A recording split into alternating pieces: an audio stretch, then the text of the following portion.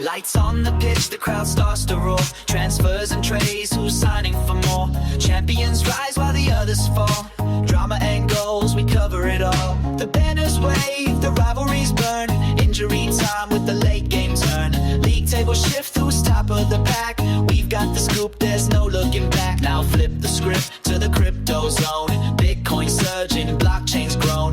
Altcoins climbing, NFTs sold. Smart contracts written in digital gold. DeFi's rising, wallets secure. Web3's future is bold and pure. Soccer and crypto, we keep you in the loop. Right here each week, the Crypto Corner Kick Scoop.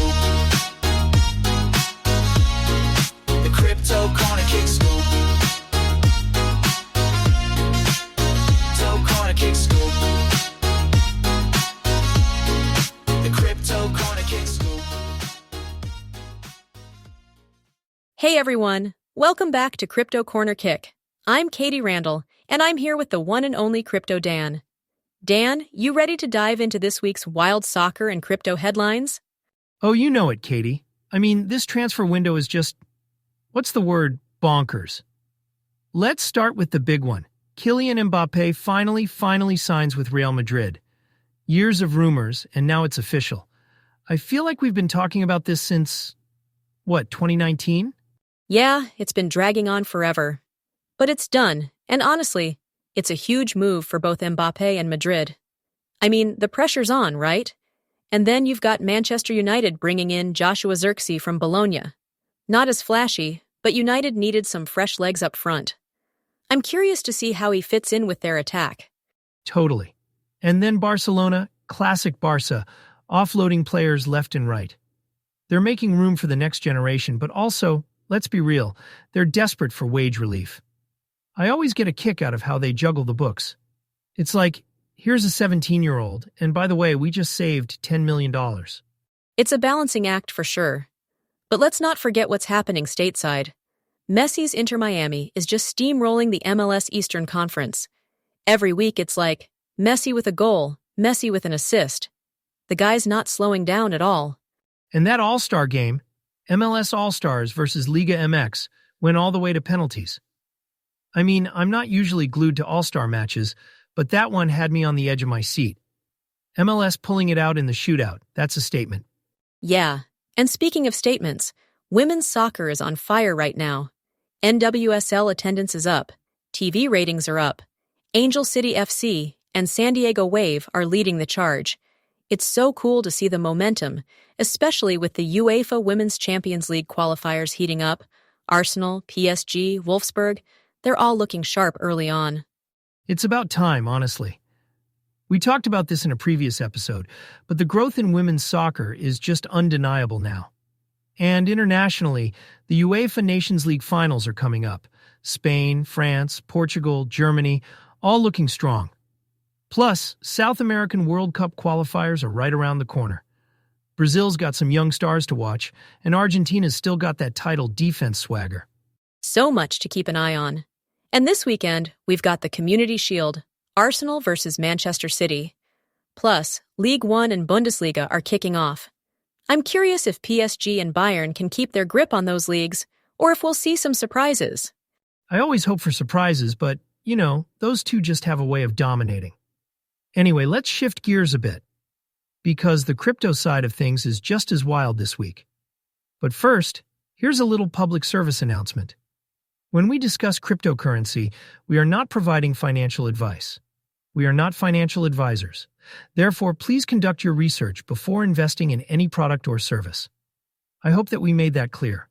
All right, so, crypto markets. Let's do a quick rundown. Bitcoin's hovering around $61,500 after a pretty volatile week. ETF outflows have been a thing, but it's holding steady. Ethereum's at $3,400, and there's a lot of optimism about the Pectra upgrade coming up. Solana and Chainlink are both up, but meme coins? They've cooled off a bit after that crazy run in July. Yeah, it's like the meme coin party's over, at least for now. But the real story for me is Robinhood. I mean, did you see that Cannes event? To catch a token, they went all out. Vlad Tenev showing up in a vintage Jag, movie star vibes, and then dropping all these announcements. They're letting European users trade tokenized stocks, SpaceX, OpenAI, you name it, 24/5, commission-free. That's wild. It's a flex, for sure. And the Bitstamp acquisition? That's a $200 million move, and it gives Robinhood a real foothold in Europe and Asia. Plus, they're building their own blockchain. I mean, we've talked about tokenization before, but Robinhood's really pushing to make it mainstream, even if the infrastructure's still a little, crufty, to borrow Tenev's word.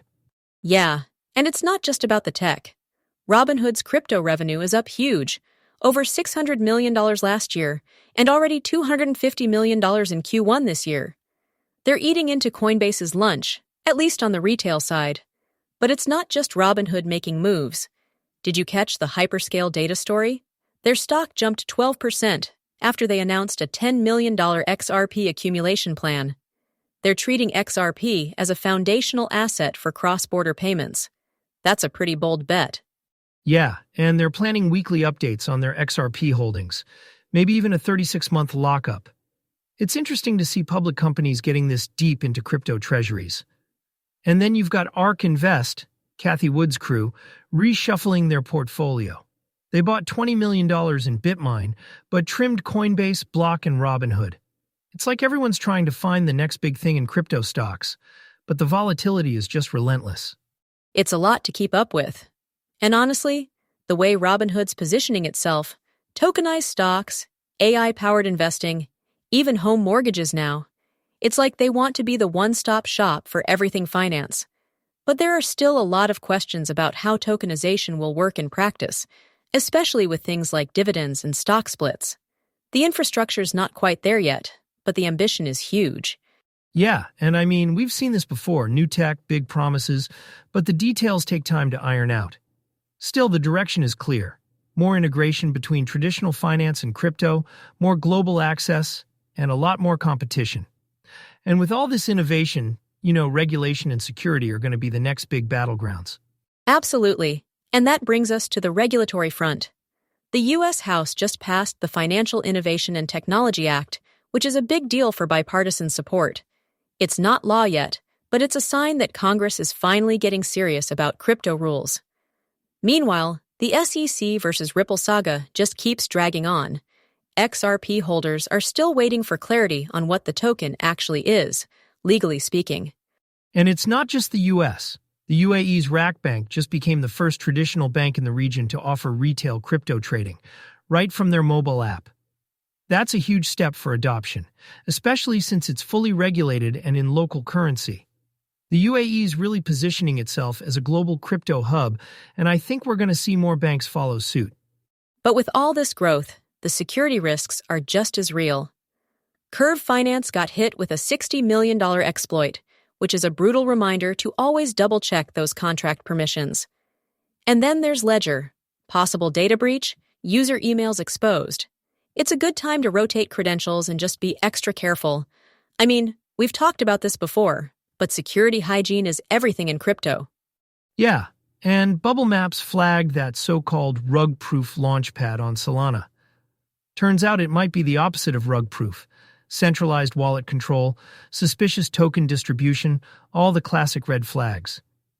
It's wild how these things keep popping up, especially with the meme coin sector flipping bullish again. The whole market cap for meme coins shot up to $85 billion in July, then corrected, but it's still way up. And, that kind of hype can fund some weird stuff, sometimes even legit research, but also a lot of scams. Yeah, and there are some positive trends to watch, too. Bitcoin runes and ordinals are bringing new builders into the Bitcoin ecosystem. And the AI plus crypto convergence, projects like Ocean Protocol and Fetch.ai, are getting real traction. But with all this innovation, the risks and the need for smart regulation just keep growing. It's like we're at this crossroads, massive opportunity, but also a lot of turbulence. Couldn't have said it better. And as we've seen in past episodes, every time there's a big leap forward, whether it's in soccer or crypto, there's always a learning curve. So stay sharp, do your own research, and don't get swept up in the hype. All right, that's going to do it for this episode of Crypto Corner Kick. Thanks for hanging out with us.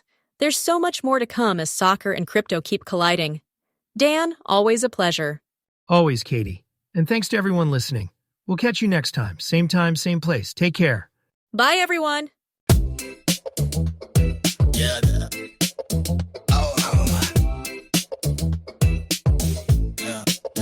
That's all the action on the pitch for today. Goals and moves, we break it all the way. From the Premier League to the World Cup scene, we got the latest, you know what we mean? It's a wrap, but don't forget, there's more to come. We're not done yet. Stay tuned to Crypto Corner Kick, where sports and crypto always stick. Now turning the page to the crypto space. Bitcoin, Ethereum, they set the pace. Stay ahead with all the trends in sight. Crypto's future is looking bright. It's a wrap, but don't forget, there's more to come. We're not done yet. Stay tuned to Crypto Corner Kick, where sports and crypto always stick. That's it for today's show, my friend. But we'll be back, it's not the end. Join us next time for more to see.